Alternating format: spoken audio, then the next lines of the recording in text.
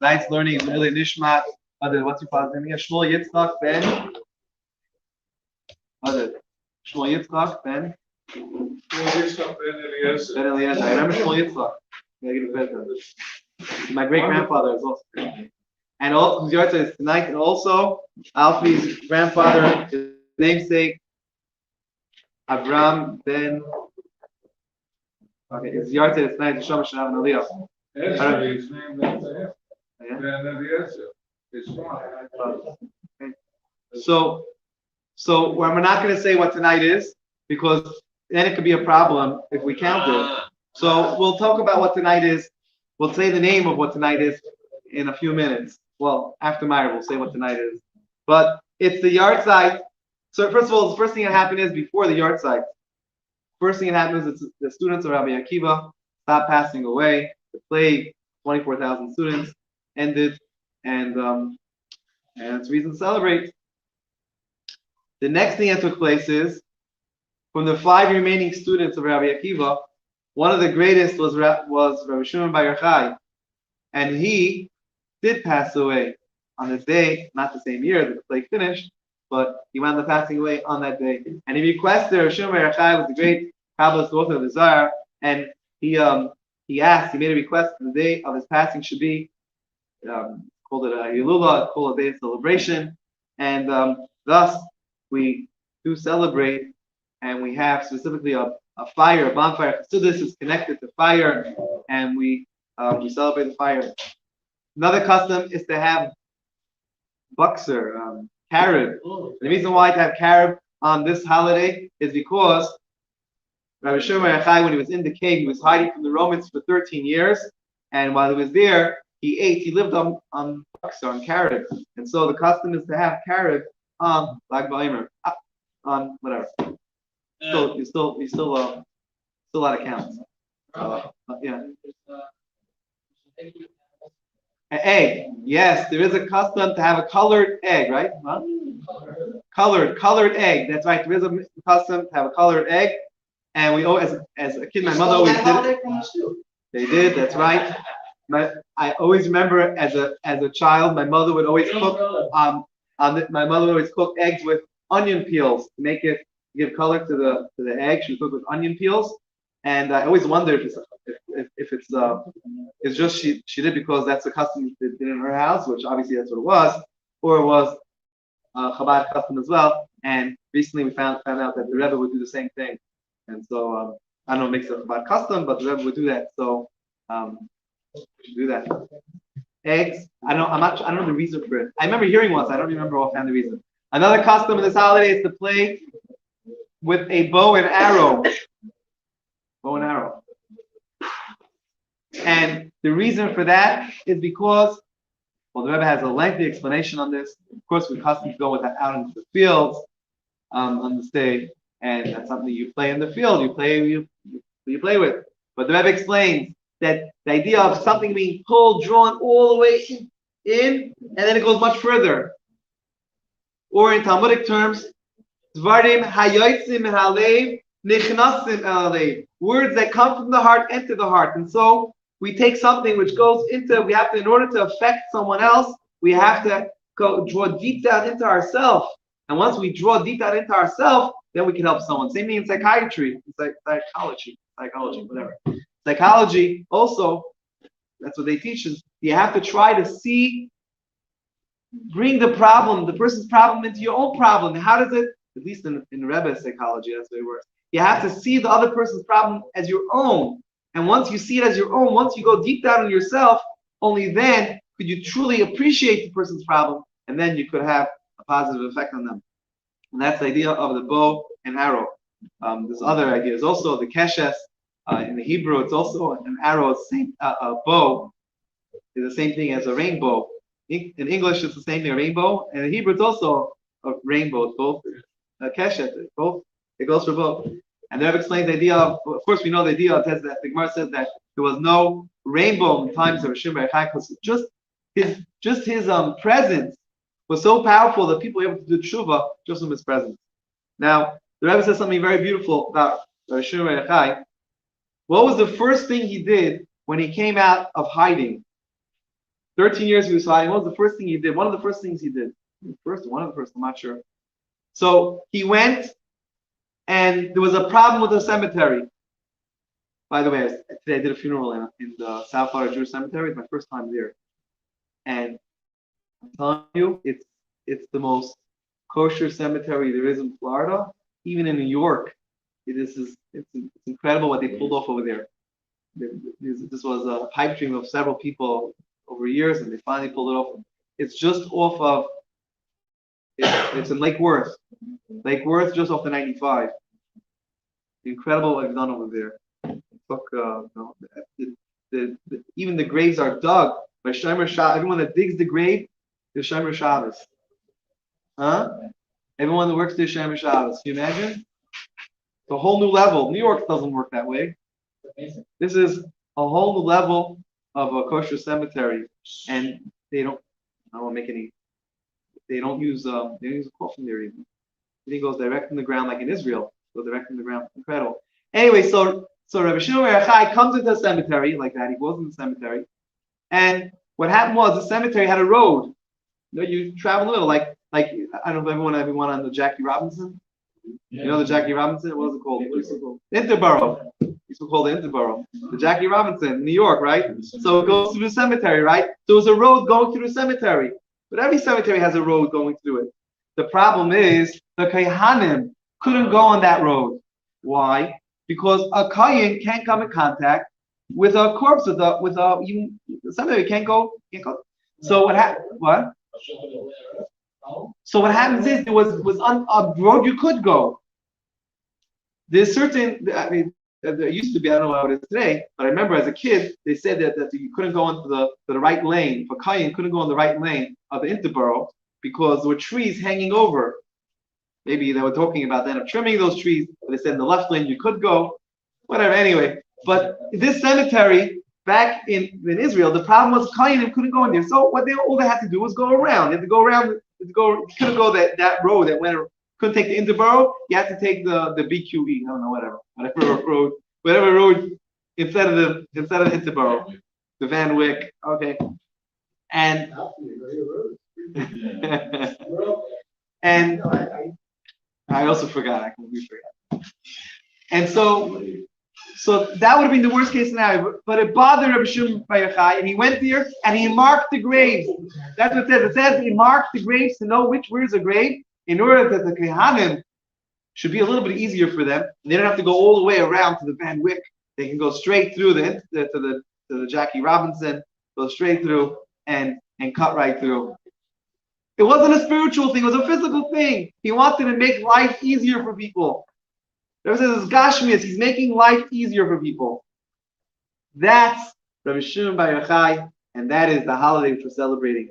To make Achdos Yisrael, to make life easier for another Yid. Just a little bit easier. Physically, Gashmias, make it physically easier for someone. That's the holiday which we celebrate. Tonight is also the yard site of the Ramah. The Ramah, Ramesha Isalish, whatever. What do you ask? Don't pronounce it. Isalish, whatever. One of those. And so tonight's is yard site of Ramah. The Ramah was Ami said last night. He mentioned Beis Yosef. He says the Mechaber, right? There's the Mechaber, right? So what happened was Rabbi Yosef Cairo and Rabbi Moshe Yisrael, they were both writing a Shulchan Aruch at the same time. When Rabbi Moshe Yisrael heard that Rabbi Yosef Cairo was writing a Shulchan Aruch, he said, "Let Yosef Cairo write the Shulchan Aruch. I'll just write a commentary on it to see wherever the halacha is a little different." So he called it. You know what he called it? What did Rabbi call it? His commentary. The mappa. Mappa is a tablecloth. So you have a Shulchan Aruch, means a set table, and then you put a tablecloth that goes over the set table. It's interesting. Always the names of the whatever all our sages, the names of their books that they chose is so I love the name. It's so cool. Anyway, so tonight's yard site is Shem Shem Leah, and they also pointed out that the Moshe was a big Kabbalist. He studied, and the early Chassidim, before they had other books of Chassidus, they would study his works. They would study the Ramah's works on Kabbalah. That's what they would study, and he also wrote a sefer on the Beis Hamikdash. The Beis Hamikdash down here, and he wrote it how it corresponds to the Beis Hamikdash upstairs. Tonight is also the anniversary of the Israeli Defense Forces, IDF. 1948, they established the IDF. Wasn't on Hey ER, it was on the 18th of ER. That's when officially established the IDF, 1948. You remember? And it's also the day that the Churba Shul in Yerushalayim was destroyed. So up until a few years ago, the Churba Shul was a destroyed shul. It was originally built by the students of Rabbi Yehuda Chassid, right? Who was it?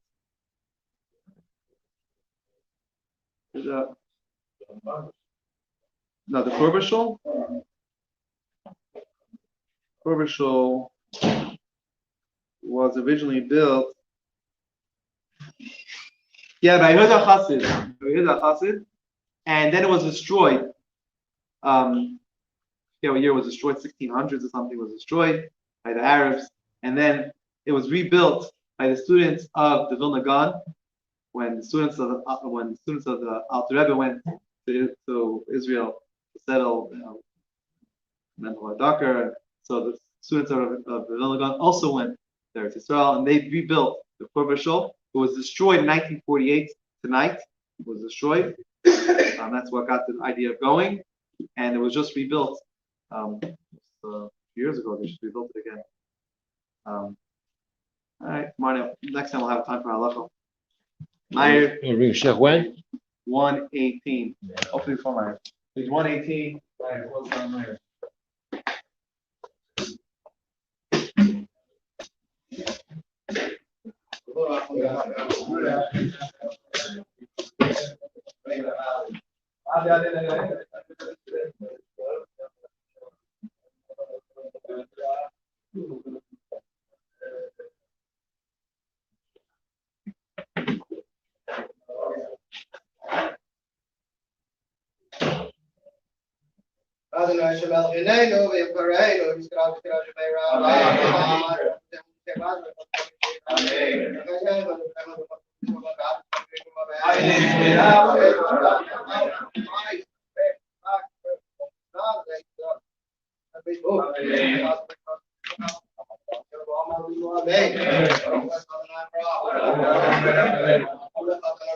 Go ahead.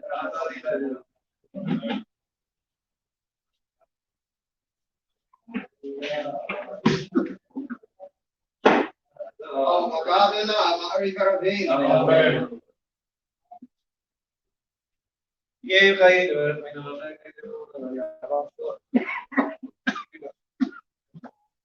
Oh,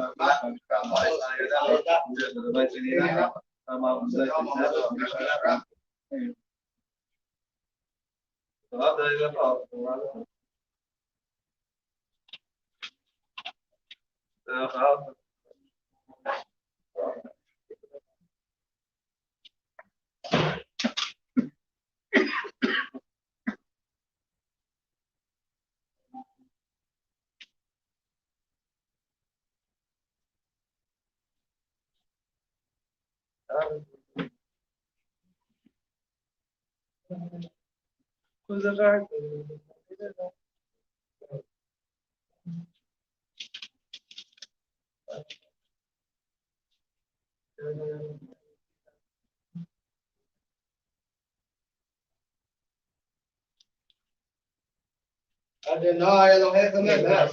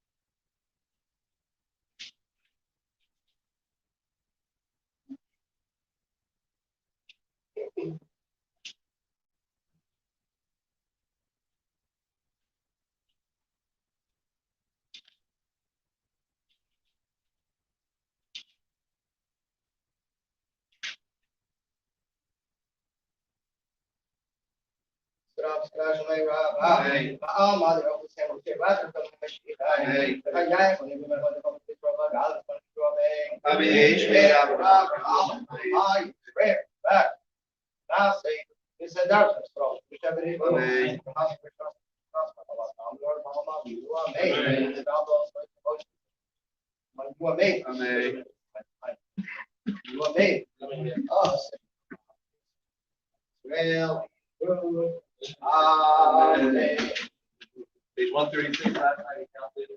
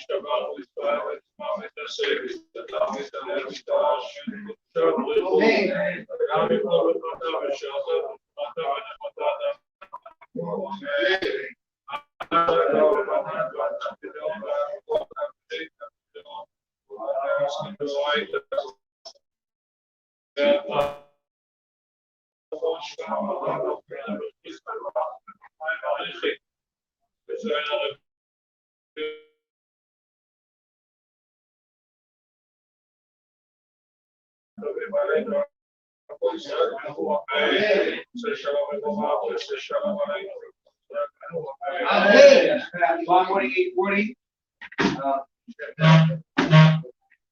If anyone's available tomorrow, I'll make a minion at, a little far, it could be in the afternoon.